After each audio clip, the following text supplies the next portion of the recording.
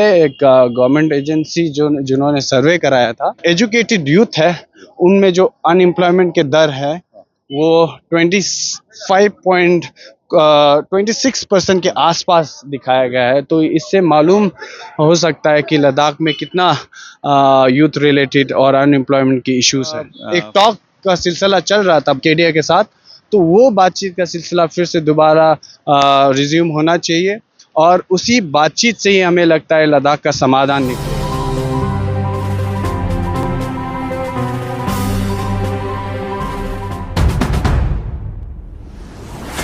हमारे साथ लद्दाख की इस यात्रा में चंडीगढ़ में इस समय हैं यात्रा के कोऑर्डिनेटर। उनसे उनके बारे में जानेंगे और इस यात्रा के बारे में। आप कहाँ से हैं, क्या नाम है आपका और क्या मैसेज है आपका?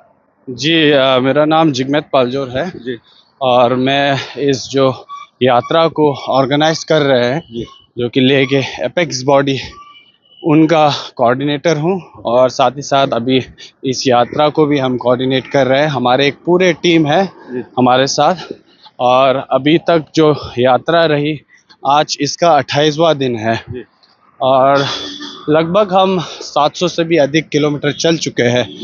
ये तो हमें भी हैरान और आश्चर्यचकित करने वाली बात लगता है कि हमारे इस यात्रा में बहुत यंग यानी कि 18 साल के लोग 19 साल के भी बच्चे हैं और साथ ही साथ बुजुर्ग में 82-83 इयर्स के भी बुजुर्ग हमारे साथ जुड़े हैं। तो उनके हिम्मत, साहस और उनके मोटिवेशन को देखते हुए हमें ये लगता है कि जो ये पद यात्रा चली है लद्दाख से पिछले 28 दिनों से और जो 4 मेन मुद्दों को लेकर लोकली जो हमारे 4 मेन मुद्दे हैं जो कि एपेक्स बॉडी उठाते हैं लेह में जी और सिमिलरली कारगिल से भी कारगिल डेमोक्रेटिक अलायंस है, दोनों के साथ हम ये 4 पॉइंट्स लोकली उठाते हैं उन 4 मांगों के साथ और एक ग्लोबली एक हम अवेयरनेस भी इस पदयात्रा के साथ करते हुए जा रहे हैं कि लोग अपना जीवन सादा करें, सिंपल लाइफ जिए ताकि इस प्लेनेट और धरती का बोझ कम कर सके, ग्रीन हाउस इमिशन कम कर सके और क्लाइमेट चेंज को जितना हो सके रोकने की कोशिश करें। ये 2 मेन पैगाम लेके हम चल रहे हैं।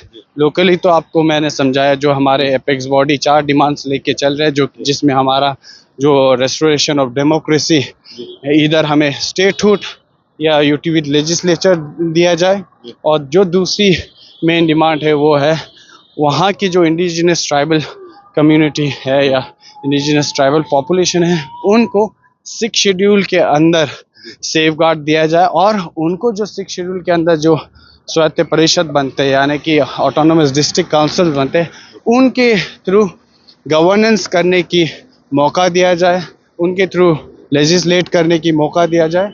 ये हम बातें लेके चल रहे हैं और भी दो इशू है जिसमें हमारे जो लोकल यूथ है उनके जो अनएम्प्लॉयमेंट रिलेटेड जो इश्यूज है वहाँ पे जो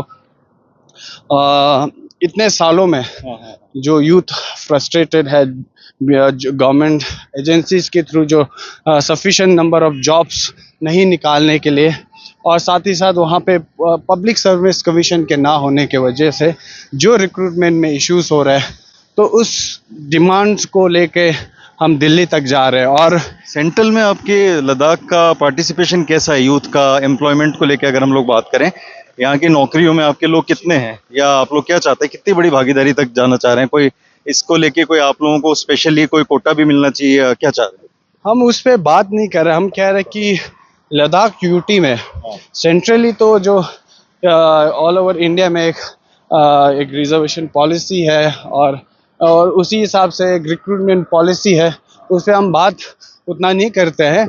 हम लोकल लेवल पे हमारे जो यूटी वहाँ पर एम्प्लॉयमेंट, हाँ वहाँ पे जो एजुकेटेड जो अनएम्प्लॉयड यूथ है उनके लिए समाधान निकालना चाहिए, उनके लिए जॉब अपॉर्चुनिटीज निकालने चाहिए। तो वो चीज़ के लिए हम जा रहे हैं यहाँ से। और यहाँ पे पब्लिक सर्विस कमीशन के ना होने की वजह से जो जितने भी हायर लेवल की जॉब्स है, गेजेटेड पोस्ट है, वो सब रुका हुआ है।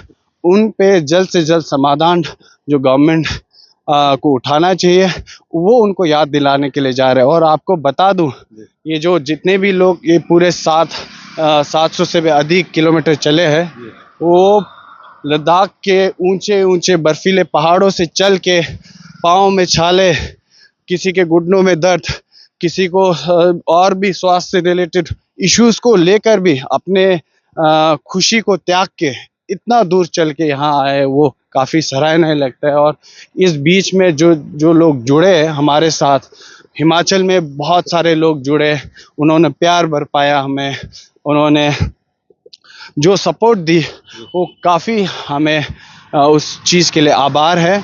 और साथ ही साथ पंजाब के लोग, पंजाब में भी आपको काफी पंजाब के लोगों ने भी बहुत सपोर्ट की। यहाँ चंडीगढ़ में भी हम पिछले 2 दिनों में बहुत सारे लोगों से मिले, और उन्होंने जिस प्रकार का सपोर्ट इस मुहिम के साथ, पद यात्रा के साथ और इन लद्दाख के डिमांड्स के साथ, और पूरे लद्दाख और हिमालय को बचाने का जो उनका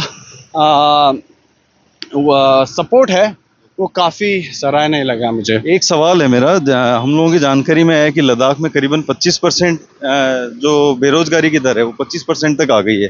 जी, तो वो सही है। एक गवर्नमेंट एजेंसी जिन्होंने सर्वे कराया था, उन्होंने लद्दाख यूटी को नंबर 2 पे रखा हुआ है ऑल ओवर इंडिया, कि जो एजुकेटेड यूथ है उनमें जो अनएम्प्लॉयमेंट के दर है वो 26% के आसपास दिखाया गया है। तो इससे मालूम हो सकता है कि लद्दाख में कितना यूथ रिलेटेड और अनएम्प्लॉयमेंट की इश्यूज है। प्रधानमंत्री या गृह मंत्री को क्या मैसेज देना चाहेंगे, बीइंग ए यूथ और बीइंग ए लद्दाख के इस कैंपेन के कोऑर्डिनेटर? जी, हम कहना चाहते हैं कि हम अपने खुशी को त्याग के इतने दूर से ऊंचे पहाड़ों को लांघते हुए, ये मैदान के जो गर्मी को सहते हुए, पाँव में छाले, इतने मुश्किलात को झेलते हुए हम दिल्ली तक आ रहे हैं। हम यही उम्मीद रखेंगे कि हम जब तक दिल्ली पहुंचेंगे तब तक हमारे जो मेन मुद्दे हैं, इन 4 मुद्दों पे जो डिमांड्स को लेकर जो एक टॉक का सिलसिला चल रहा था, बातचीत का सिलसिला चल रहा था, वो आगे बढ़ना और चाहिए। केडीए के बीच में, केडीए के साथ, तो वो बातचीत का सिलसिला फिर से दोबारा रिज्यूम होना चाहिए, और उसी बातचीत से ही हमें लगता है लद्दाख का समाधान निकलेगा। तो हम लोग आपको और भी लोगों से मिलवाते रहेंगे। ये यहाँ पे कोऑर्डिनेटर हैं, तो ये सारा पूरी यात्रा को कोऑर्डिनेट कर रहे हैं। अगले वीडियो में फिर मुलाकात होगी। नमस्कार।